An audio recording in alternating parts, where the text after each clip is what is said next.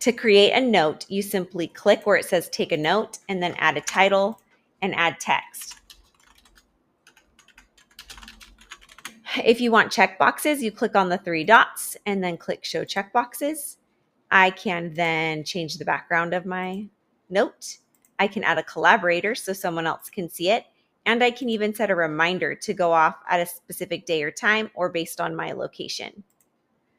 Additionally, with your note, you can add a picture, something that's already been saved to your computer, or you can click on those 3 dots again and add a drawing. And then I'm going to hit the back button, and there's my drawing for my note. So that's what it looks like. I can get rid of the drawing by clicking on the trash. You can delete the note by using those 3 dots, and you can also add your note to your Google Docs, or you can copy it to go into your Google Docs. You can also just make a copy of your note, so then I would have it twice. 3 lines to delete. You can also archive your note, and then it will live in your archived label.